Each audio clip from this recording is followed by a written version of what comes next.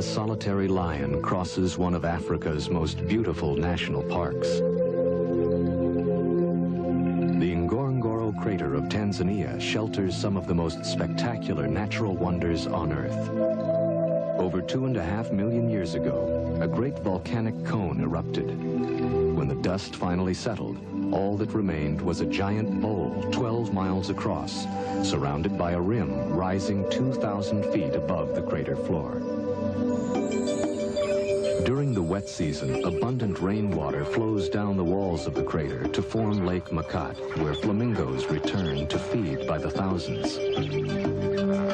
The water absorbed in the crater during the wet season provides an ample supply of grass, which for most of the year supports a population of up to 25,000 large animals, including herds of wildebeest, water buffalo, elephant, rhinoceros, hippopotamus, and eland.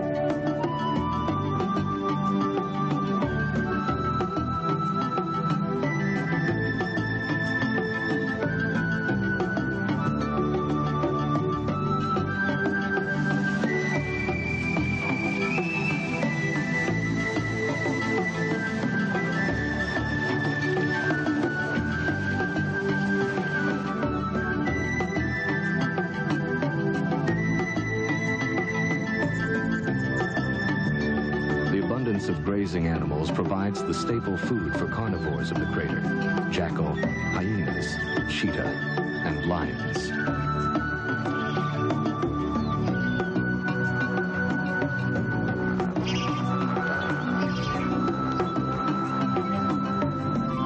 But of all the animals that are found here, it is the lion that dominates. About 80 lions live in family groups, or prides, of 8 or more, spread evenly across the crater. From records kept over the past 20 to 30 years, it is known that the number of lions in the crater has remained about the same. The gestation period of the female lion is about 110 days. There is no special birth season, and cubs can be born throughout the year. Like most cats, lions usually sleep or rest during the day for up to 21 hours. They will even rest between periods of feasting on a kill. Some will climb into trees to sleep, draped over the branches, to avoid insects that swarm over them on the ground. Others, gorged with meat from a kill, will roll from side to side, seeking a comfortable position for the large meal bulging in their stomachs.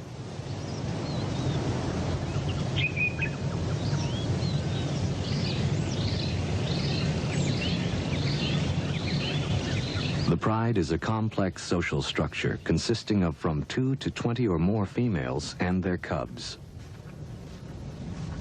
The females are related to each other and usually remain together throughout their lives, as they do most of the hunting.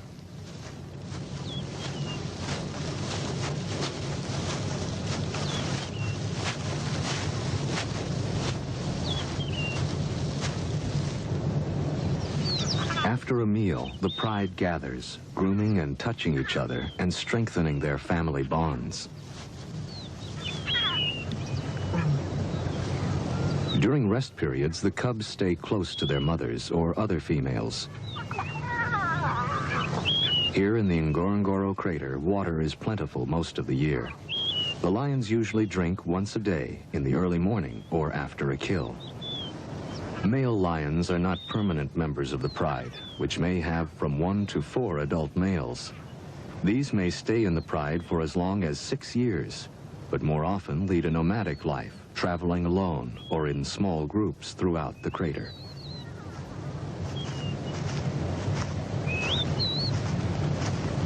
When hunting, the pride will either band in small groups or roam alone in search of prey.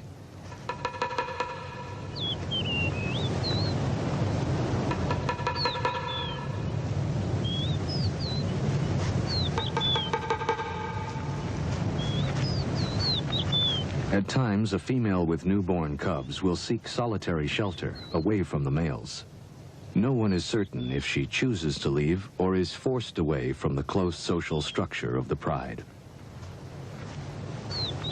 Lions have few distinctive markings to assist in recognizing other members of the pride, especially over long distances.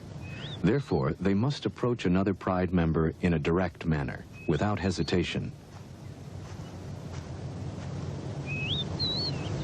Should an approaching lion of the pride seem unsure of itself, it may be attacked as if it were a stranger. If a lioness is attacked several times, she may become unsure of herself and eventually leave her pride. In this way, the pride remains relatively stable in size.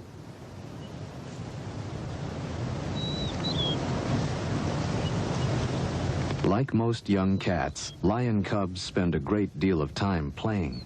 Their games of attack prepare them for the lifelong search for food. These two, a male and a female, are about a year old. The females are less temperamental than the males and show little reaction to mistaken identity. So most females remain with the pride, while the young males are eventually forced to leave. By the time they are 2.5 to 3.5 years old, young males are forced out by the mature males, who take over the pride for mating. And so the pride receives an infusion of new blood from the mature males who fight for mating privileges. But in time, these males will be driven off by the younger breeding lions. Due to increased tourism, the lions have become accustomed to vehicles and to humans filming and observing their behavior.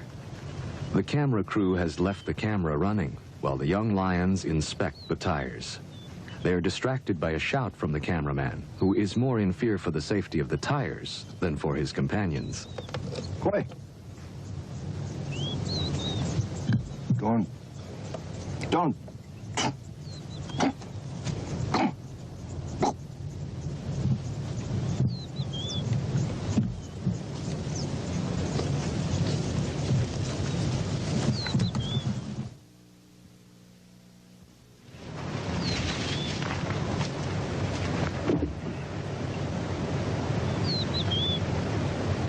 The yearlings return to their mother for comfort and grooming. In a few years, the male yearling may be driven from the pride by an older male seeking to stake a claim. The young male will then spend a few years wandering alone or with other young males. As summer wears on, the great herds of wildebeest range over the crater floor. Grazing in the shimmering heat of the sun, the great herds are one of the main prey of the crater lions. The zebra are safer on the barren plain, but as they move into the taller grass, they are now at risk by the stalking female lions. The mottled brown coat of the lioness blends perfectly with the tall grass, now parched and brown in the summer sun. Hardly moving, the great cat waits for the unwary zebra to move closer to its place of concealment. It is not unusual for only one lion to hunt a zebra. Even though she may have greater success in numbers, once the lioness reaches her prey, the zebra will have little chance of survival.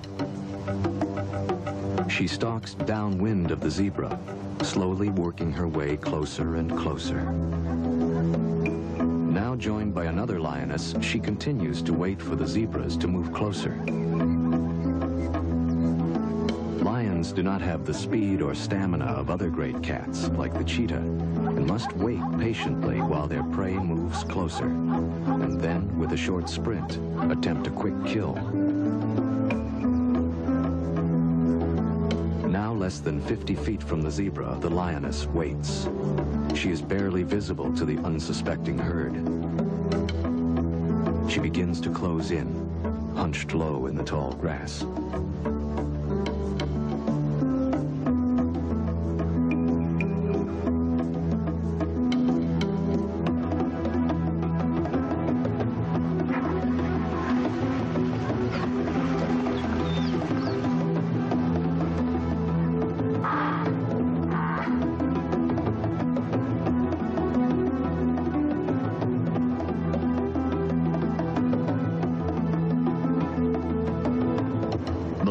Pins the zebra to the ground. The rest of the pride begins to devour the still living zebra.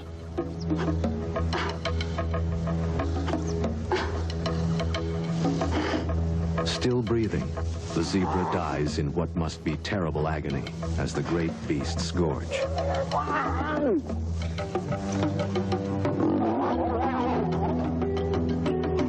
Their stomachs filled, the lions clean each other by licking the still fresh blood from each other's muzzles and coats.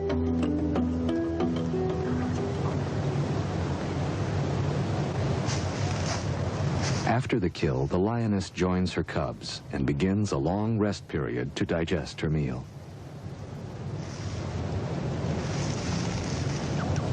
Some miles away, a second pride is preparing to hunt. Lions, like most carnivorous animals, live within a well-defended territory.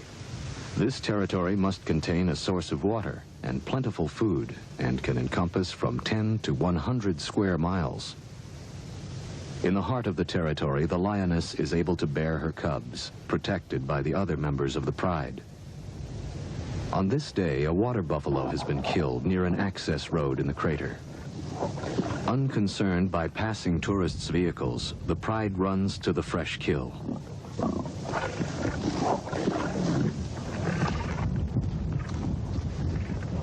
The pride's territory is carefully guarded by the dominant males.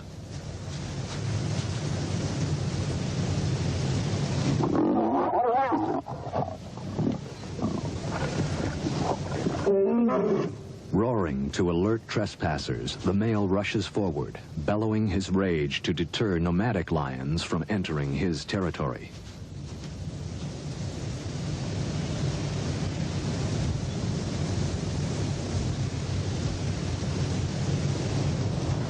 Now safe from outsiders, the pride is on the move, possibly searching for more game or a protected water source.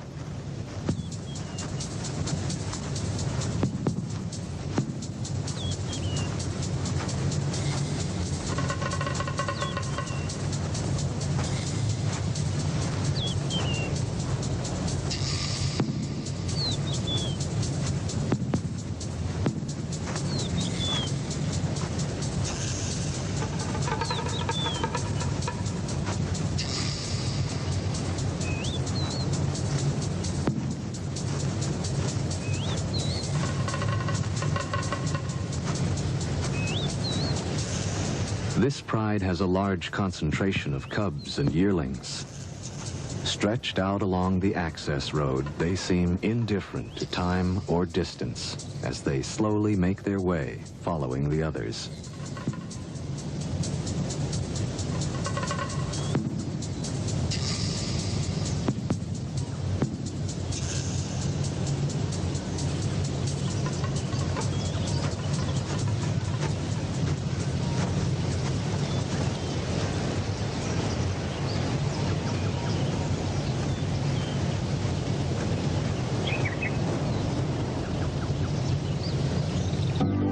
A new dawn. The pride stretches out in the high grass and rests throughout most of the day.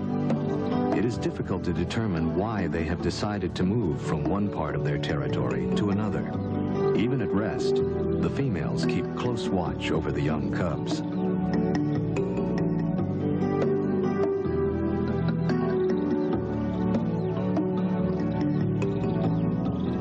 Lions have a well-defined system of communication.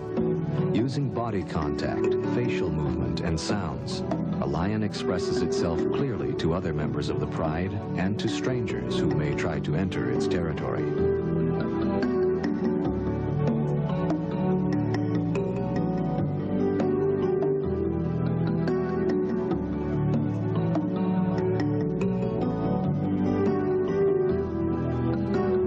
As spring turns to summer, a flock of crowned cranes flies over a herd of zebra feeding on the open savanna.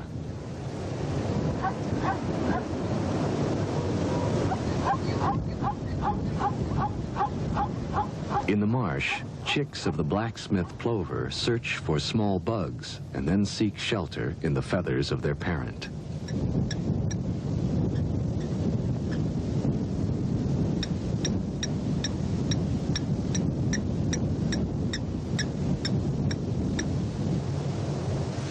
Emerging from her hiding place, a female and 3 very small cubs set out to join the pride. For the young cubs, it is a long trip across the open plain. Camouflaged by the long grass, the female usually remains in hiding until her cubs are old enough to walk. Lion cubs are almost helpless when born. Weighing from 2 to 5 pounds at birth, they can barely crawl and do not open their eyes before 1 or 2 weeks. Newborn cubs have a slightly spotted coat, which helps to hide them in the thick grass. This color changes after 3 to 5 months. Sensing that the smallest and weakest cub is falling behind, the lioness gently carries it by the neck across a dry mud bank, while the other 2 cubs scurry to keep up.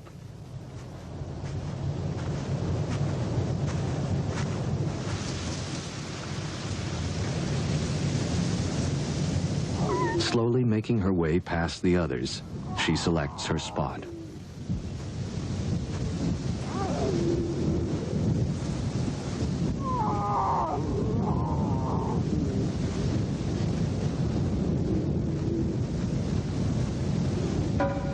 Here she rests while the cubs nurse.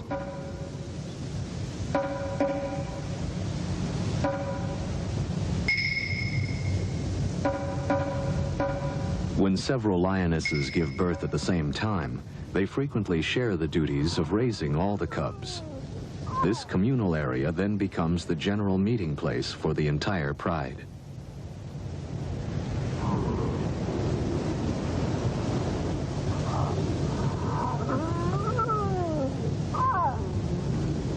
Communal gatherings allow all members of the pride to become acquainted with the cubs.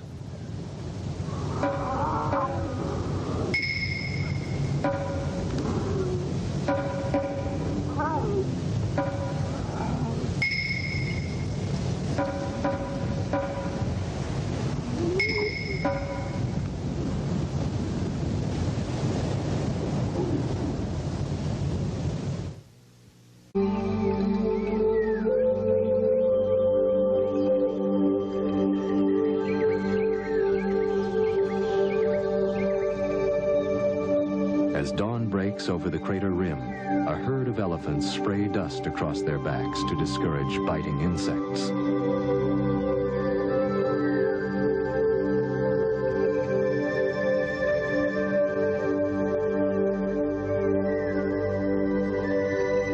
Along the edge of Lake Makat, a flock of migrating birds pause to feed.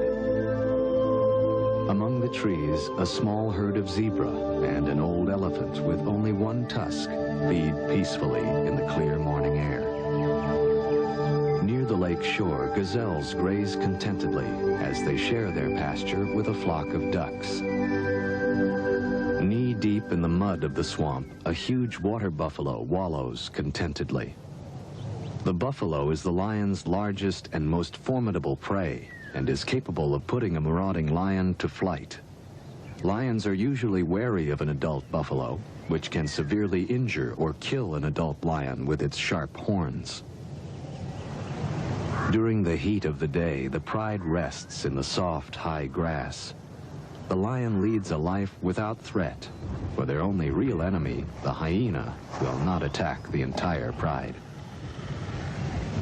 If caught alone on the plain, an adult lion and cubs, or even young adults, can be at great risk from a pack of hyena. In the afternoon, the yearlings spar with one another, or their mother, who usually gives them a quick swat for their trouble. Then, relaxed and seemingly full of affection for the cubs, the female joins in the afternoon play.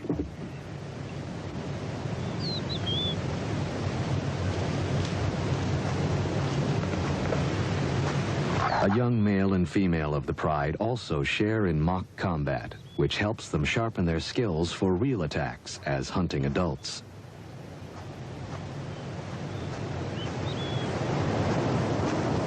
Late in the afternoon, the pride begins its quest for prey.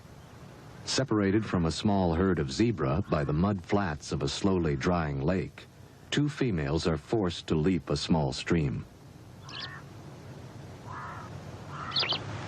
Now the yearling male must also cross.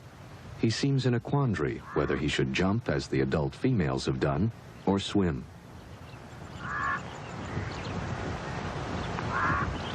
Most cats are excellent swimmers, but they will avoid the water unless it is absolutely necessary.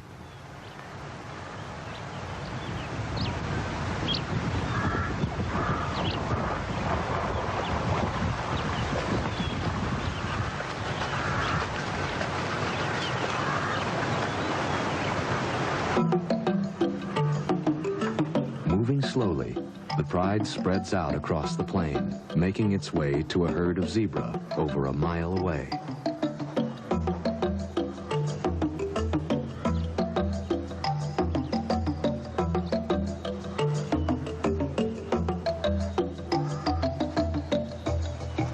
Screened by the high grass, the lions stealthily approach the zebra. With the wind blowing from the zebra toward the lions, the zebra are unaware of the approaching danger.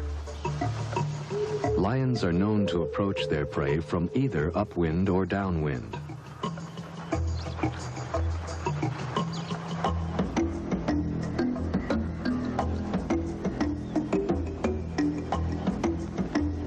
Time seems to stand still as the zebra slowly pass before one and then another of the crouching hunters.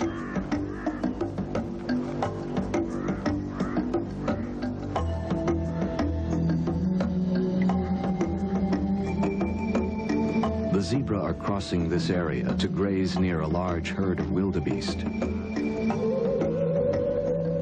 Now, one lioness begins to move toward the zebra.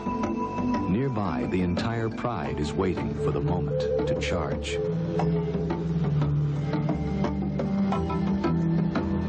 Both wildebeest and zebra now seem to sense the presence of danger and barely move, uncertain from which direction an attack may come. Then, as if spectators at a sporting match, the herd watches as the lion attacks.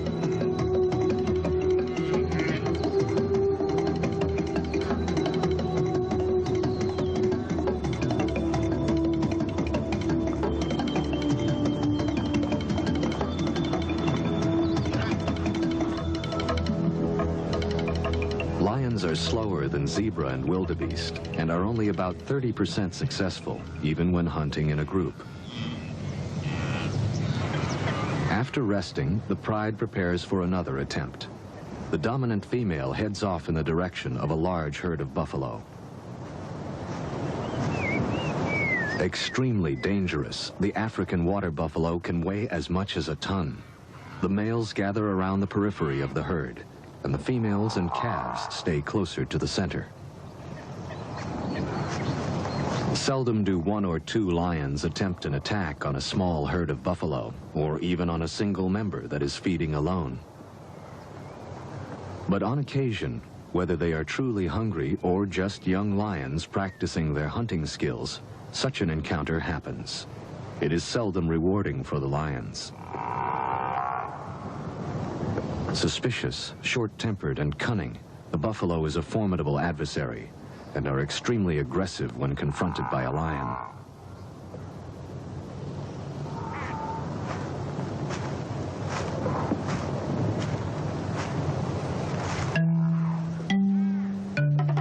In such short grass, the lions come as close as they can. Then they attack.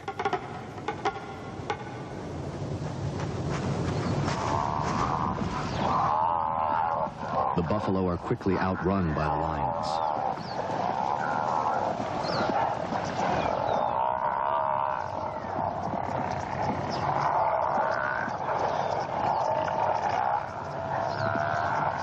It's not a fair match. 2 lions and 3 buffalo. The lions quickly break off when the buffalo turn to confront them.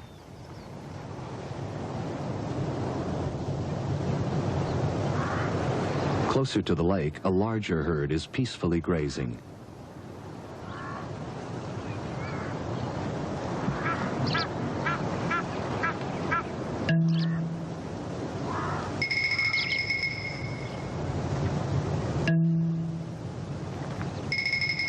Here the grass is higher, which affords the lion better protection from being seen.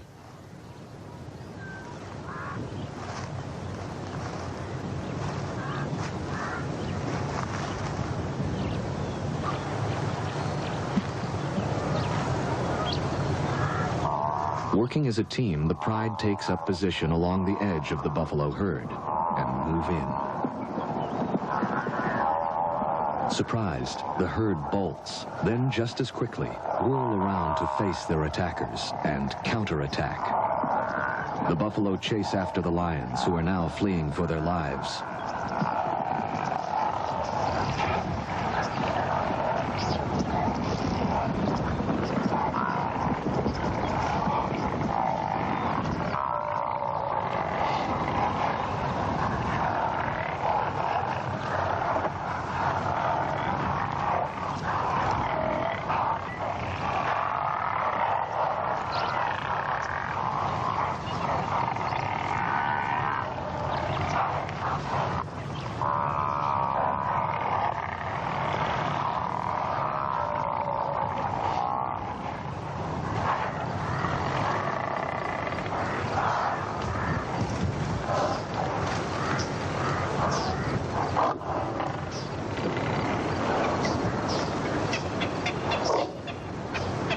Seemingly convinced that the danger is over, the buffalo move back to the marshy ground at lakeside. The lions, too, return to a less dangerous task. The lioness and her 2 yearlings, who have taken up sanctuary in a tree, also rejoin the pride.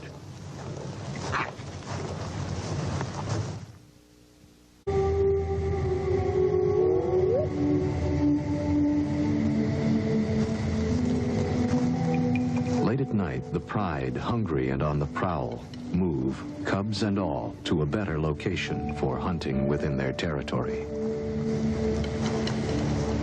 The dry season is well advanced, and the lake has lost nearly all of its water. Crossing the dry lake, the female carries one of her cubs, while 2 others try to keep up. Somehow, the pride passes too close to a herd of buffalo, who try to trample the lions. In a valiant effort to protect the cubs, the lioness dashes at the buffalo and then runs back to her cubs, trying desperately to guide them to safety.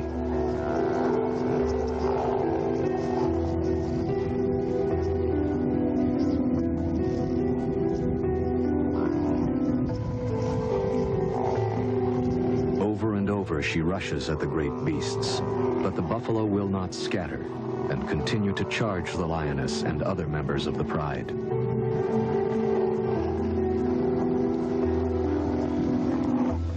Dawn finds the savannah calm, with no signs of raging buffalo.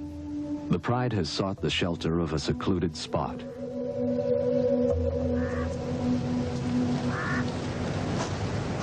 The only animal now in view is the lioness as she searches for her cubs. Time after time she calls, but the cubs have disappeared, trampled by the buffalo herd.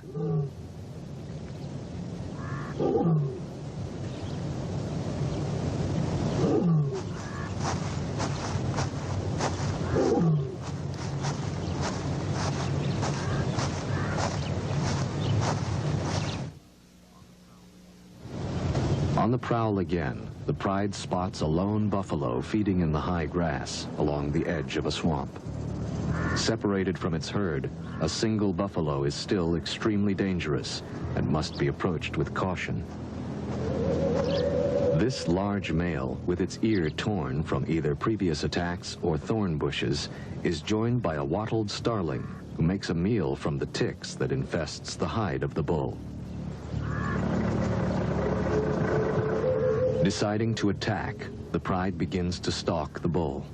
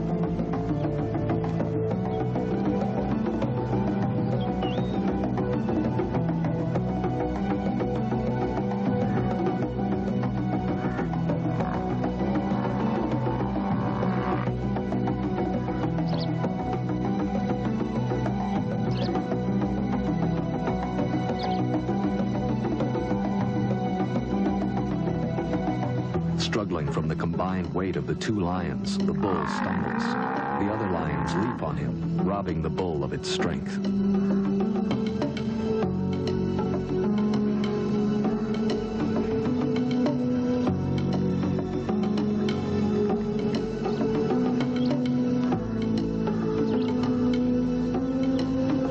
A yearling bravely joins the fight and attacks the bull's head.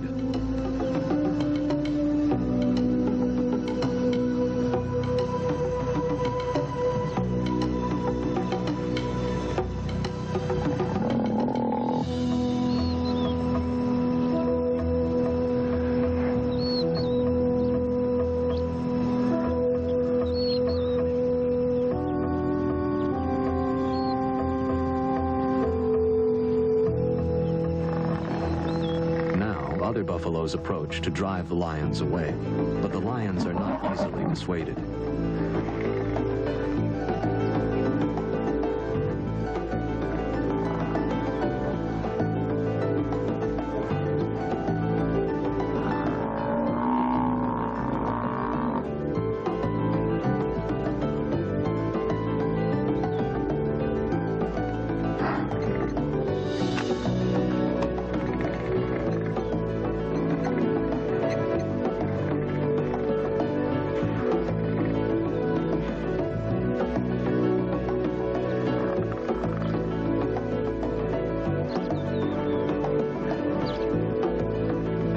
Having drawn blood, the lions continue to pursue the injured bull. Its weakened condition gives them a chance of making a kill.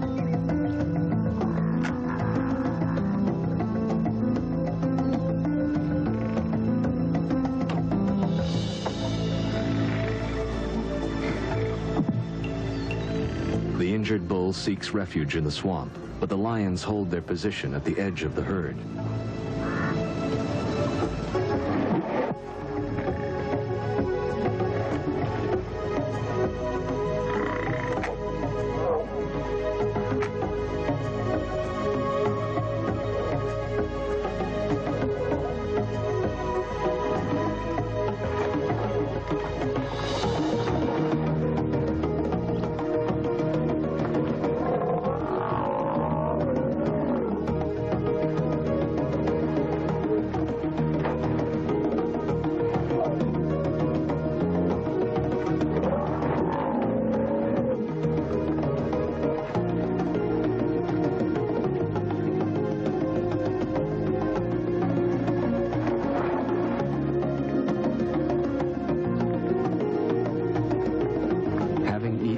Fill, the lions leave the dead buffalo and head toward shore for a long rest.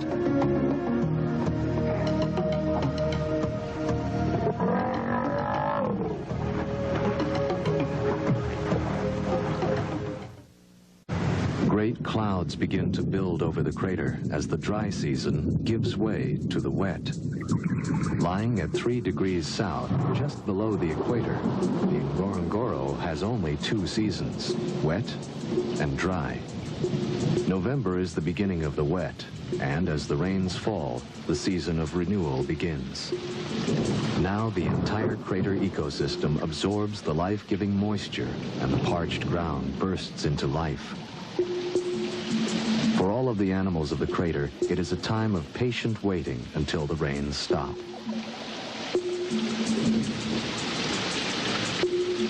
Wildebeest, Grant's gazelle, lion, all soak in the cool rain.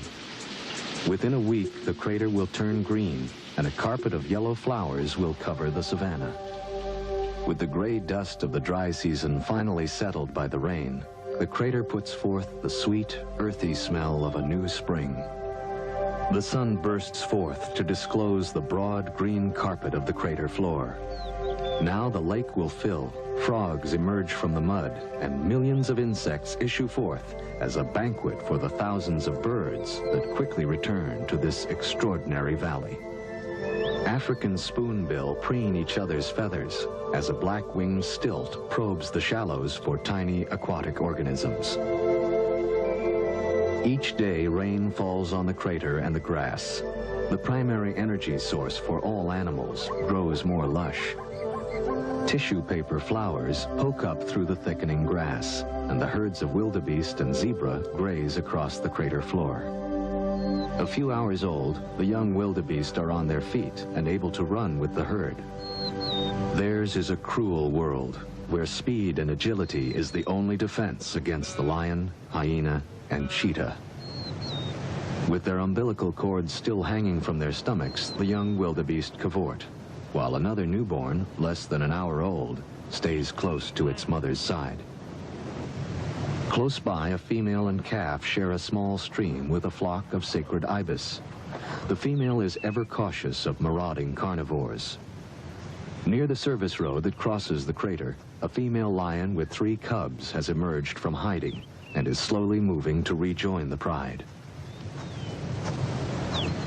Young cubs like these have bluish-gray eyes for the first few weeks after birth.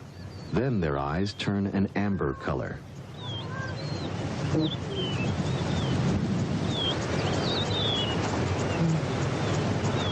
Between the periods of rain, the pride sleeps in the midday sun.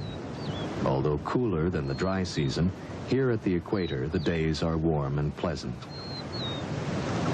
With plentiful game, the lions are well fed and peaceful.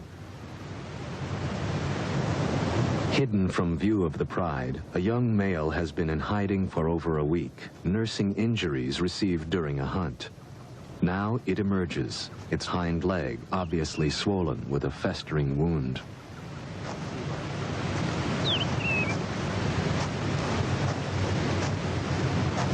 Slowly, it approaches its mother, the lion which has just had the 3 cubs. Although she recognizes him, she is fearful and backs away, not quite sure what is wrong. Lions are very cautious of unusual behavior among the members of the pride, and usually will drive a sick or wounded member away.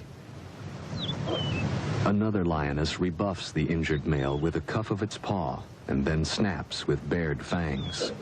Then the entire pride moves its location, leaving the young male to fend for itself.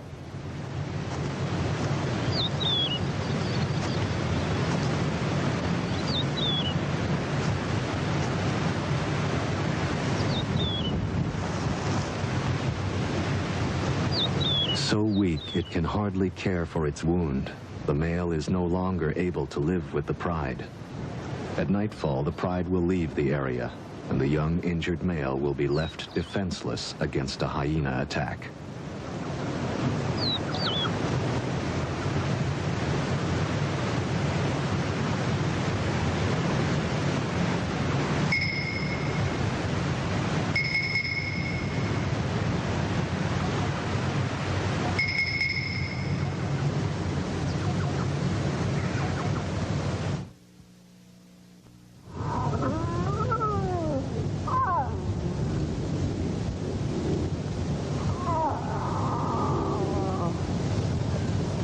For millions of years, the cycle of life has played out in the Ngorongoro crater.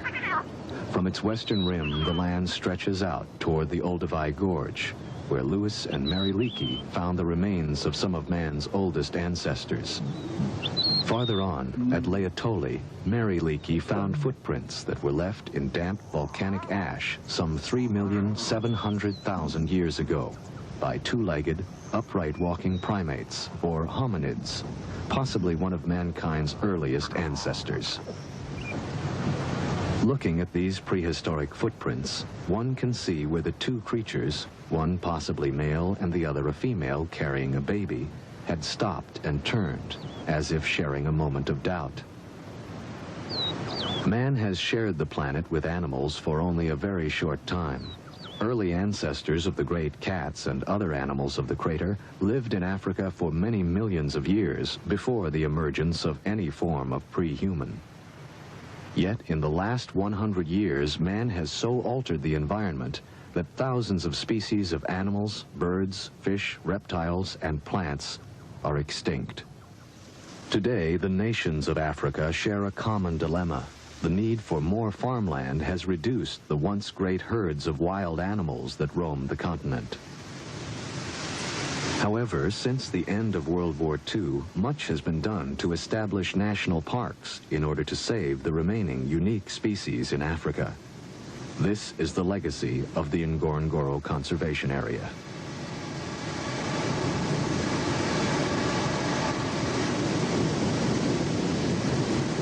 Controlled in part by the crater's 2,000-foot-high rim, most animals are still free to migrate in and out of the crater. A young female slowly climbs up the rim to seek another pride outside on the Serengeti plain. No one will know why she was forced to leave. But the life of the crater lions will pass on from one century to another, as long as modern man is aware of their fragile existence and is willing to exercise care. The infinite beauty and variety of the natural world is mankind's greatest treasure. All must exercise great care to preserve the environment and all of nature's creatures.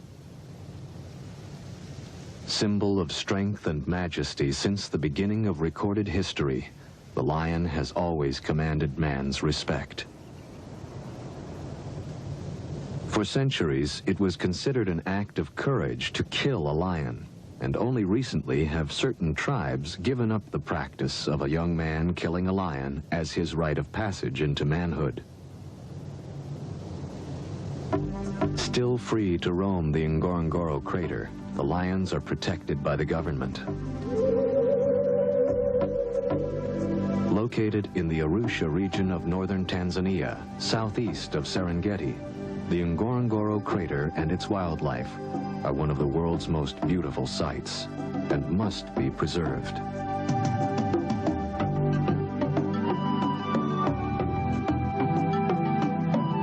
Coming up next.